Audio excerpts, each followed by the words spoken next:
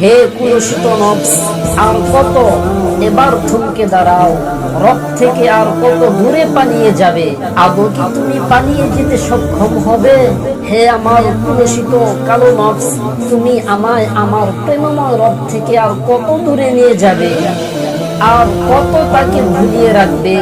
অবশেষে তার কাছে তো ফিরে যেতেই হবে। আদৌ কি তুমি তোমার রব ছাড়া সফল হবে? হে আমার নফস, তুমি কি জানো তোমার রব কত রাজার রাজত্বকে কেড়ে নিয়েছে? কত অহংকারীর অহংকার ধুলোর সাথে মিশিয়ে দিয়েছে। হে আমার নফস, তুমি কেন এত ভয়ঙ্কর প্রতারক? তুমি আমায় দুনিয়ার লোক দেখিয়ে আখিরাতকে কেড়ে নিচ্ছ আমার হৃদয়ের লালিত স্বপ্ন, আমার রবকে দেখার ইচ্ছা। কেন ধ্বংস করে দিচ্ছ আমার স্বপ্নগুলো?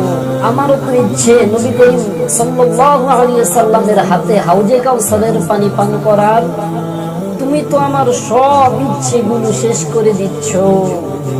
হে আমার কুলসিত কালো নফস, আর কত?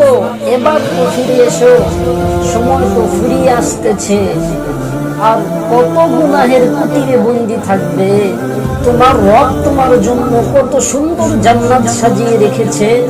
ফিরে এসো হে গুনাহগার ক্ষুধার্ত নফস, এবার তো থমকে দাঁড়াও।